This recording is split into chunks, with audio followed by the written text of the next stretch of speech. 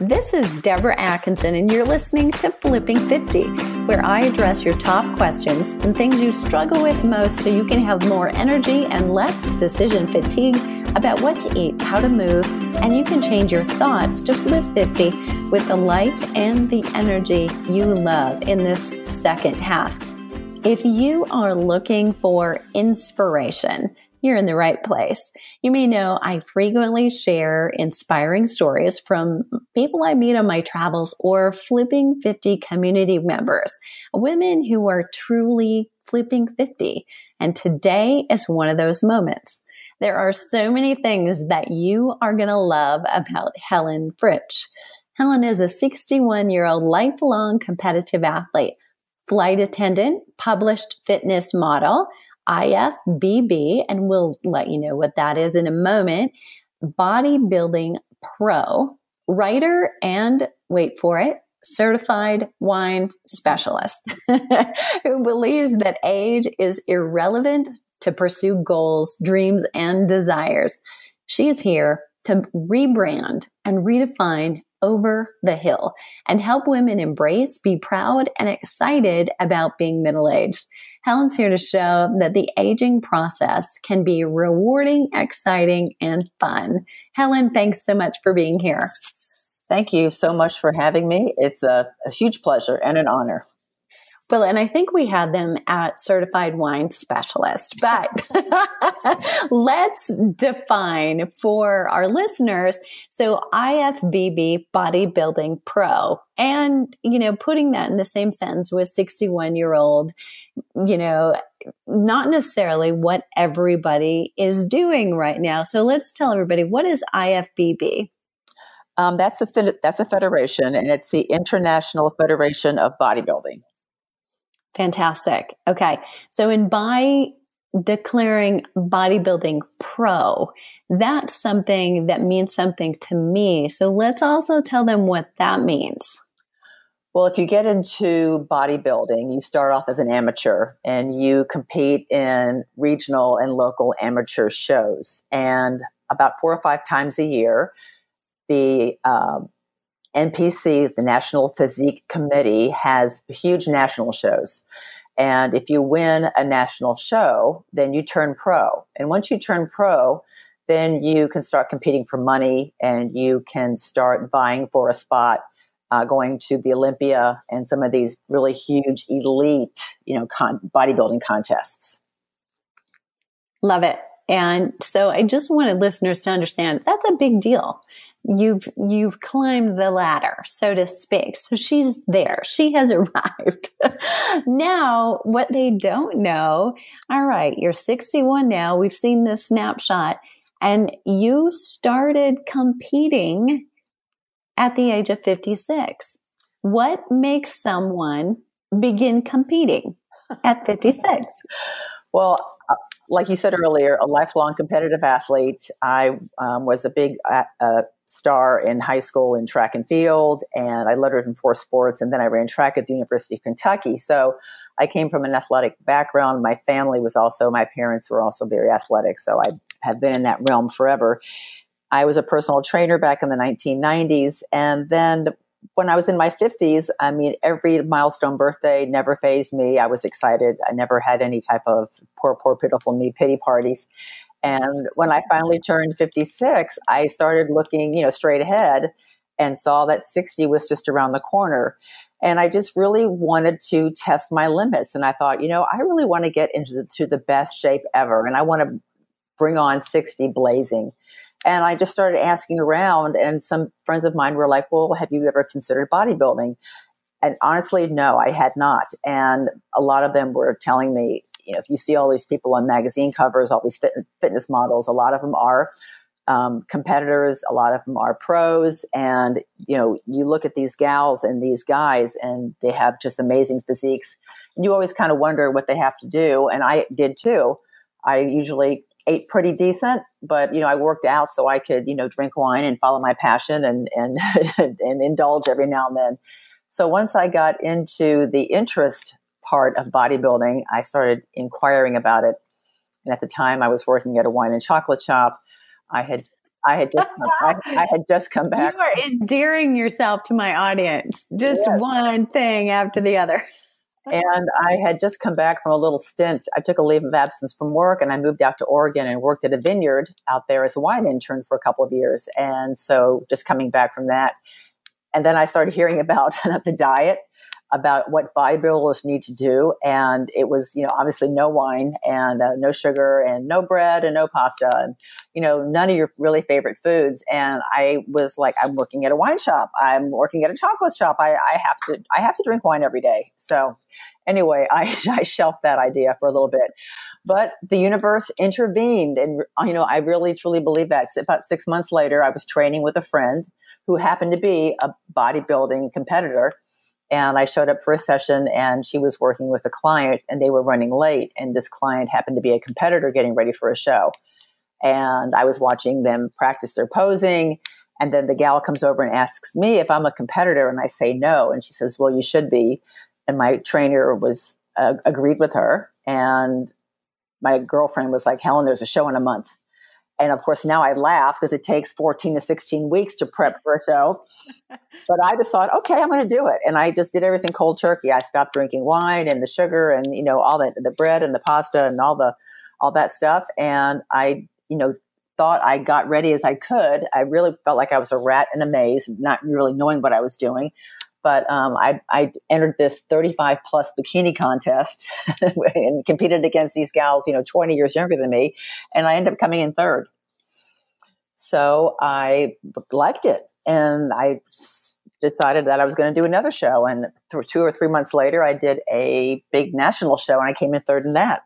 And then you just kind of got addicted to the lifestyle. And I just continued. I was loving to see the results that my physique was improving. And I just kept on that straight and narrow path for about 4 years. And then on my 60th birthday last year, I entered a big Masters National show in Pittsburgh. And on my 60th birthday, I won and I turned pro.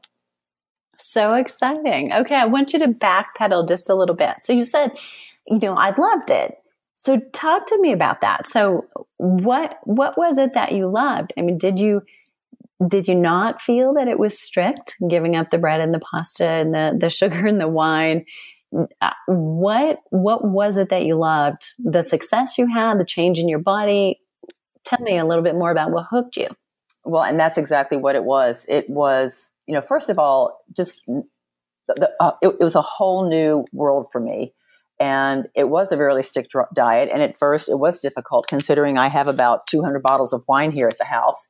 So I had to walk by those every day. But honestly, that, those little cravings, went away. And I think the biggest motivator was seeing how quickly my body adapted to the change and physically seeing these amazing changes in a very short period of time.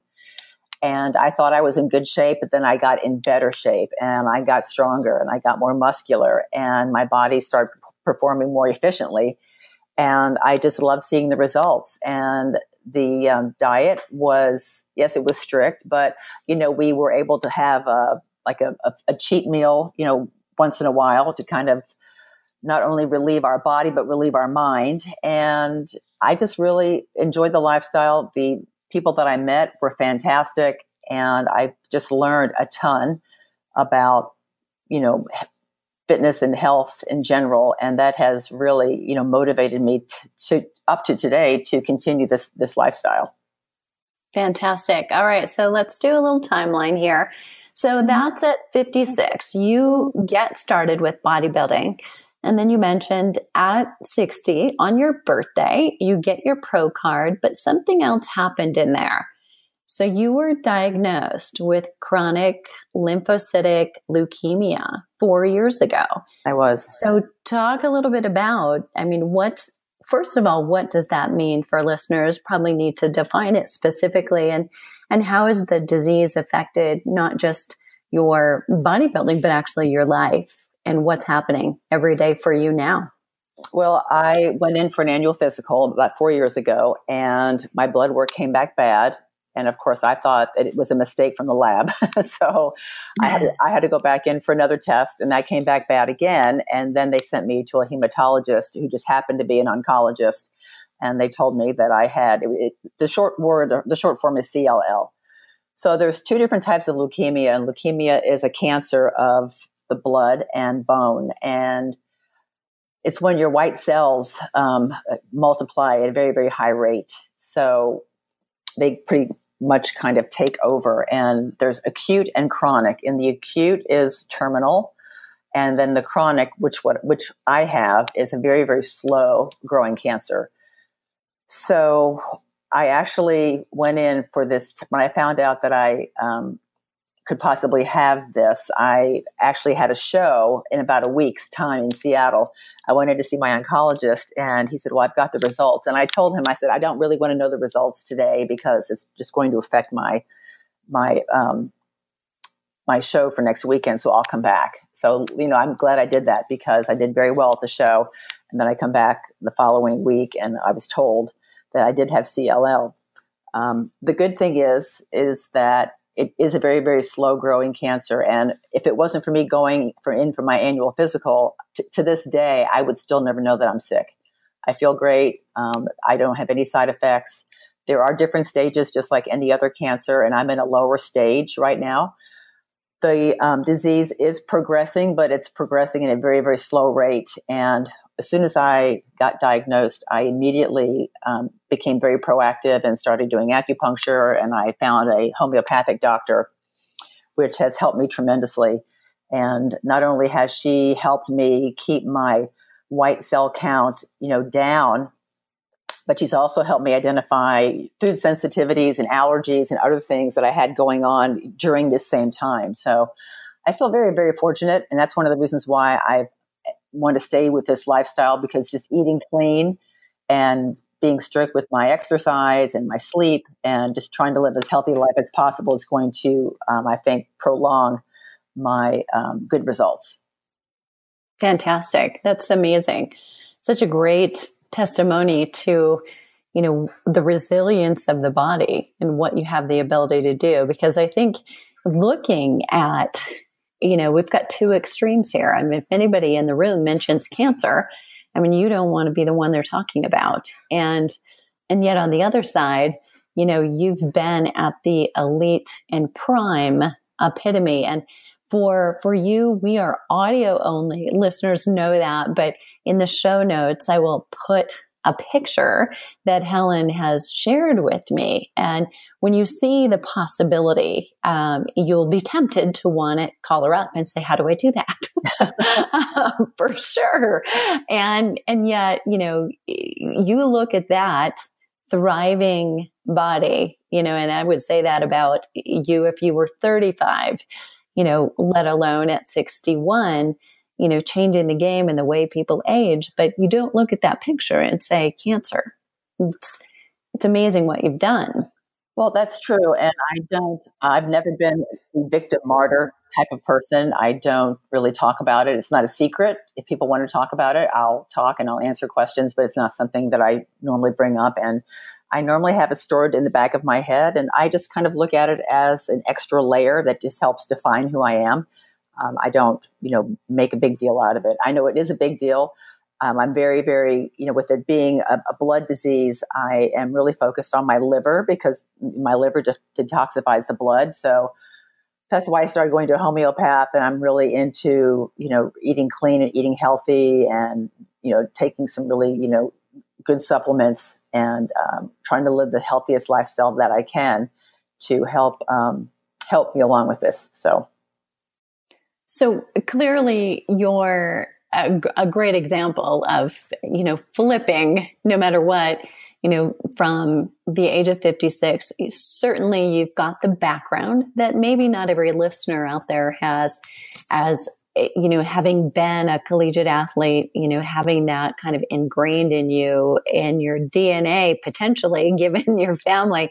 But you have chose to stay that road. And I think we can all look at a lot of young athletes who don't necessarily do that. So I think we've got to credit you for staying on track and on that same path. But there are a lot of people out there who might want change or to change their destiny, but don't know necessarily where to begin. What advice do you have for women over, even we can come back and say over 40, who are looking to improve their lifestyle or their health? I mean, what would you say to them, Helen? Well, I think the most important thing, and I think this is with anything in life, is that first of all, you have to want it and you have to make it a priority, and you really have to get into the mindset, because I think I can speak for myself, as probably you and everyone else who is listening, that we've done things that we don't enjoy doing. And when you don't enjoy doing something, you're not giving it your best effort.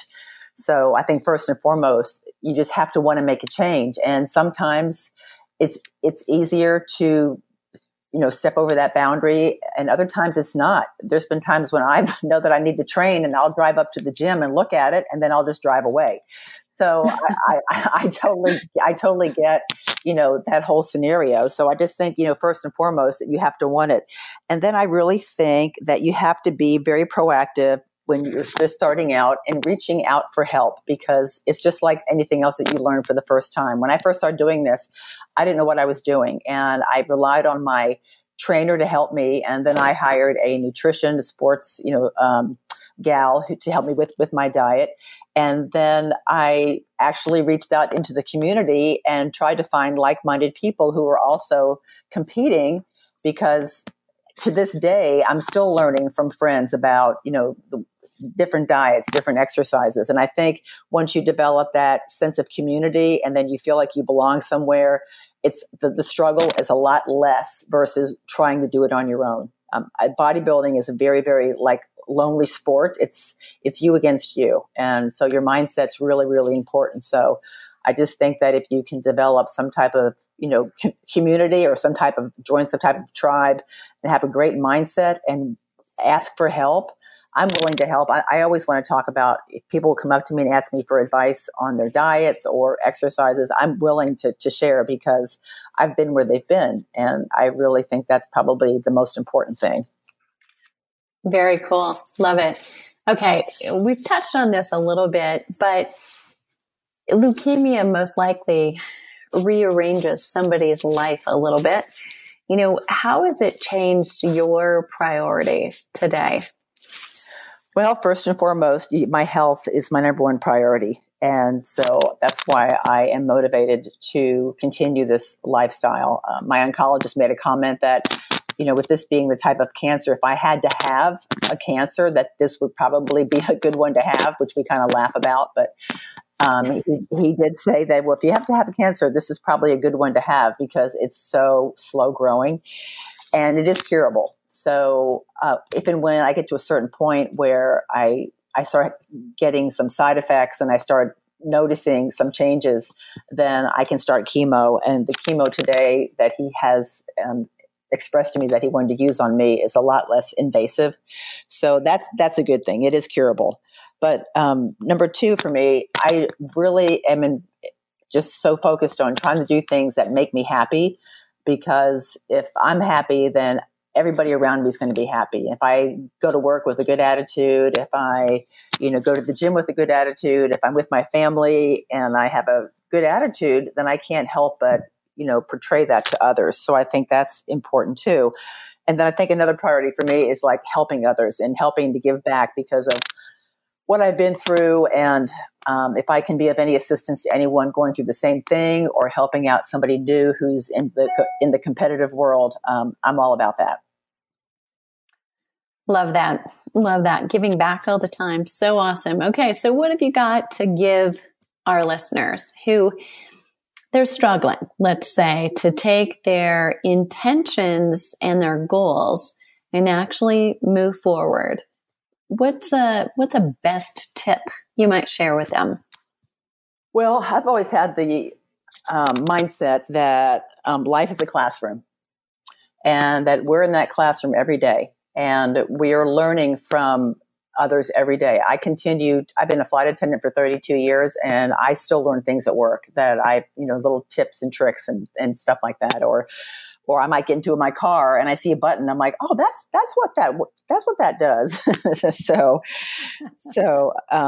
But I really think that I look out. I think my best advice would be is that don't be closed-minded, that my peripheral vision and my blinders are always off. And I'm always looking to see what the universe presents, because there's so many times when we have things presented to us that we may just close the door on because we're not interested in. But I think I've been so open and receptive to that. And I've had some really good things happen, because once the universe presents something to me and I go for it, then more doors start opening up. So it's going to be another back to, if you're struggling, don't struggle alone.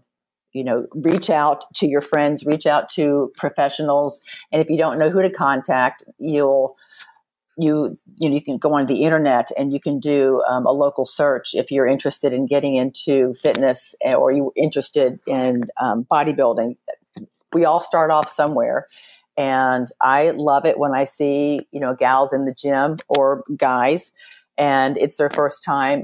I do Orange Theory too, which I love. And there's so many different body types and so many different levels of fitness there, as well as the gym. And I'm thrilled. These people are there for a reason. They had to get up just like I did, and they had to get in the car and get there. So I think the biggest struggle is probably just, first of all, realizing that you want to improve, and then making a commitment to yourself and making yourself a priority, and then reaching out for help and guidance and letting those people who are proficient in those areas help you and guide you to get you where you want to go. Love it. There is something, I don't want to miss this. So often we have inspiring individuals like yourself on. We're maybe deep diving because of a specific mode that they might be doing. Recently, we talked with Catherine Thomas, and I'll link to that one, who's a triathlete and decided, ironically or not, at age 61 to do her first one, something about that age. But, there is something I like to say about strength training, specifically for women, especially after 50. And it's that it's like no other exercise. It changes you inside and out. It does. It's going to empower and enable other activities that you love to do more than it ever has before now in your life, if you've done it, or it will start doing that if you're new to it. What's your why for strength training specifically? What are your thoughts? Well, the body, in my opinion, is a very fascinating machine, and it responds quite well to all these, external factors that you throw at it. And, even for me, being an athlete, when I started going into bodybuilding, I would go to the gym and I would lift weights. But then when I was, training for a show, and I was training 5 or 6 days a week, and I had specific, workouts to do, coupled along with a specific diet. I got a kitchen scale. I started weighing all my food.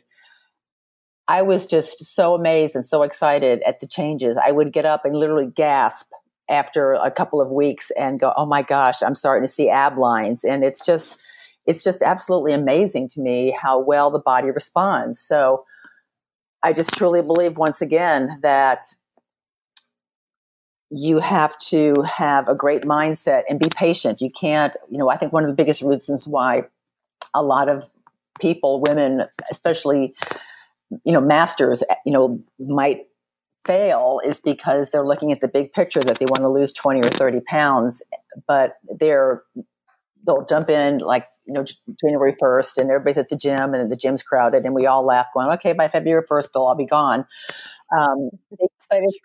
But it's kind of sad, because a lot of it, that's true, because they go and then they're sore, and then, they're not seeing the results that they want to see. So, my advice is that, you have to you could set a big goal like that, but you also need to, take it and break it down into smaller baby steps. and just have like smaller goals. I mean, for me, when I won my pro card the year before, I went into my coach's office and I said, okay, next summer, a year from now, there's going to be a 60 plus category at Masters Nationals. I said, I'm going to enter that. I'm going to win. I said, so that's my goal. Now let's get to it. And so that's what we did. And I knew I had 12 months to get this done. And you have to have patience and you have to have perseverance. And there's going to be setbacks and hurdles. And I cried more tears over those 4 years competing because of nerves and stress and cortisol and all kinds of things happening, or a torn hamstring or something. But I just really think that, I always have this, my mantra is like eyes always forward, and just really trying to focus on, what's straight ahead, not what behind, and just, full speed ahead. Love it.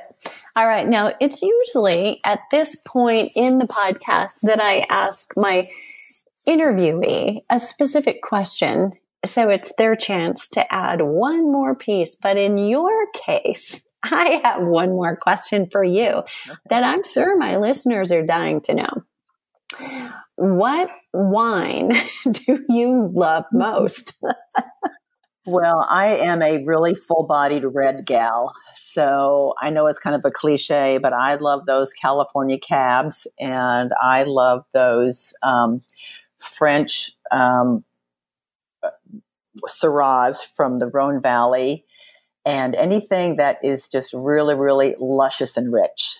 Those are my favorites. In the summertime, I'm a huge rosé gal. I love French rosés from Provence, and being a flight attendant and flying international in the summer, I bring back rosé quite a bit. But I have a family. They live in Spain, and they've been over there since 1980. And I love Spanish reds too. And there's some fabulous Riojas that I love. And I can, Italy, I'm big. I mean, I can go to any country and kind of name off some of my favorites. I love big, bold Barolos and Amarones in Italy, but mainly I kind of chuckle because when I went out to Oregon and worked at this vineyard, the whole Oregon area is known for their Pinot Noirs.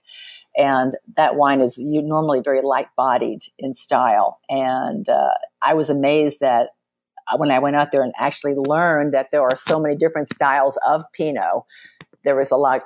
I think I brought back maybe 3 cases of wine when I was finished, because I would, on my days off, I'd go wine tasting. So I was able to discover all this wonderful wine. But yeah, I just love full-bodied reds. Those are probably like my ultimate favorite. So good. So we have to have a follow-up here. So evidently, between shows, you let down your guard a little and you do indulge? Absolutely. I'm in my off season right now, although I'm probably training 4 to 5 days a week, and I usually train with my coach once a week. I still eat pretty strict, but then if I want to have the wine, I was out last night at a Christmas party and I had a few glasses of wine, and I made some actually gluten-free pumpkin bread that I had a piece of that earlier with a cup of coffee. So, and the holidays are coming up. So yes, I'm definitely a huge lover of treating myself well. I don't want to you can't physically go 24/7, 365 days a year, eating clean. That's just not good for your mind, if nothing else. So, yes, I definitely indulge. And I think that's just part of liking this whole lifestyle, because when I'm finished indulging, I'm like, okay, I'm looking forward to getting back into my routine. So. Yeah, nice. Great balance. And with that, where is the best place for listeners to get more Helen? Well, I am on Instagram, and that would be at Helen, Helen, Fritsch, FRITSCH _IFBB Pro. And on Facebook, you can catch me at Helen Fritsch. And then I also have a little fitness page, Helen Fritsch Masters IFBB Pro. And I just started an Age is Irrelevant Facebook page. Haven't really gotten into it too much, or haven't done any major inviting yet to join my page, but that's in the works. And I'm just getting ready to complete my website too. And that would be ageisirrelevant.com. Such a great title. So much. Love that. Helen, thanks so much for being here. Oh, thank you. And one more thing. I do have a podcast, and it's called the Age is Irrelevant podcast. And I was lucky enough to have you as a guest on that. And thank you so much for that. And hopefully it will inspire some of your listeners too. I believe it. And it was great. And she's such a great interviewer. So you can head on over there. And another great way to fuel your walks, your runs, or your workouts. So listeners, if you have a question that I didn't ask, please leave it below the show link today at flipping50.com/wine. And join us on the Flipping 50 TV Facebook page to get all the juicy resources and the links that I mentioned in the show notes. We'll put them so you can connect with Helen and you don't want to miss her picture. So that link again is flipping50.com/wine. And if you enjoyed the show, please leave us a rating in iTunes. It really helps spread the word so more of us can surround ourselves with a village of women who are on the same journey. What are you waiting for? Let's start Flipping 50 today.